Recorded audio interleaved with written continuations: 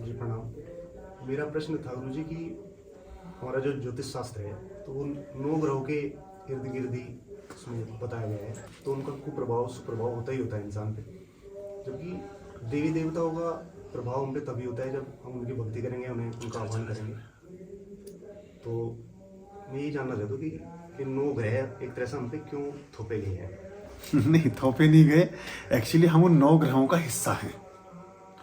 हम सूरज लाखों साल पहले आग के गोले के रूप में विद्यमान था ब्रह्मांड में। फिर उसका आग के गोले का हिस्सा टूट करके अलग हो गया और वो अंतरिक्ष में, ब्रह्मांड में, गैलेक्सी में भटकता हुआ पृथ्वी के रूप में स्थापित हुआ, जिसको हम धरती मानते हैं, अर्थ मानते हैं, जिस पर फिर लाखों साल के बाद धीरे धीरे जीवन की उत्पत्ति हुई। पहले जलचर हुए, पानी, बारिशें हुई, ठंडी हुई, पहले तो आग का गोला ठंडा हुआ, फिर मिट्टी बना, उसमें लावे बने, बहुत सारी पूरी संरचनाएं चली, फिर उसमें जलचर बने, फिर पानी में रहने वाले जानवर, मछली, ऐसे रेंगे, फिर उसके बाद थलचर, जमीन पर चलने वाले चौपाए, और ये इस तरह के रेंगने वाले सरीसृप, रेप्टाइल्स, ये सब पैदा हुए। फिर वनस्पति पैदा हुई, फिर बहुत साल बाद मनुष्य पैदा हुआ, और मनुष्य को पैदा हुए भी लाखों साल हो गए। तो हमारे शरीर का जो केमिस्ट्री के नाते या जैविक ढंग से जो हमारा एक सैम्पलिंग है, वो सैम्पलिंग वही है जो तारों की सैम्पलिंग है। जो स्टार्स हैं, वो स्टार्स हमारे बॉडी में, उन्हीं का वही 5 एलिमेंट्स हैं जो स्टार्स में हैं। तो वहाँ घटने वाली हर घटना का हमारे जीवन में फर्क पड़ता है।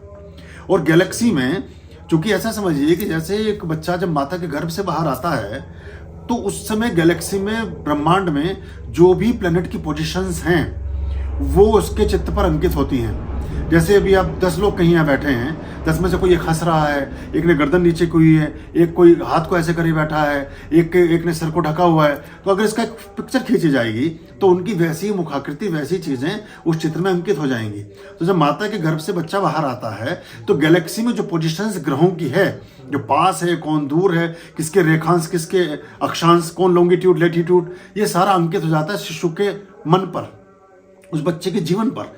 और उस इसीलिए date of birth, time of birth, place of birth, जन्म की तिथि, जन्म का समय और जन्म का स्थान, इन 3 चीजों का महत्व ज्योतिष विज्ञान में है। तो एक माता पिता की संतान होते हुए, एक ही घर में जन्म लेते हुए, एक ही जैसा भोजन करते हुए, एक ही जैसे संस्कार, एक ही डीएनए आरएनए होते हुए भी 5 संतानें रंग में, रूप में, कद में, काठी में, बोलचाल में, व्यवहार में, भाग्य में, सौभाग्य में, दुर्भाग्य में, खाने पीने में, उम्र में, आयु में, हर चीज में अलग अलग होती है।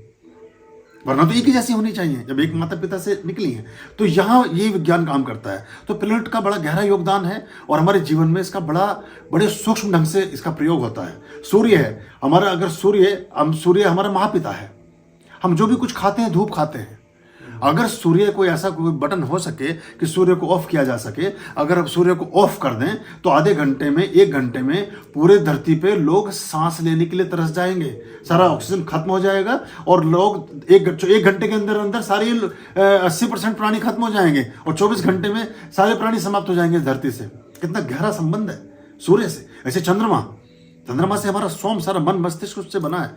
तो ऐसे मंगल हमारे रक्त का, रुधिर का कारक, ऐसे बुध हमारे बुद्धि का, विवेक का, ब्रेन का कारक, जुपिटर हमारी सारी विद्या का, शिक्षा का, सबका कारक, जो वीनस है, शुक्र हमारे सारे के सारे भोगों का कारक, स्त्री पुरुषों के संबंधों का कारक, जीवन में विलास का और लग्जरी का कारक, सैटर्न जो है सेवा का, स्वास्थ्य का, आरोग्य का, इन सब का कारक। तो राहु ऊंचाई का, केतु गहराई का, स्पिरिचुअलिटी का, ये सब का बड़ा गहरा हमारे जीवन में रिलेशन है। आर्यं शरणं शुभमस्तु संभव करणं अरम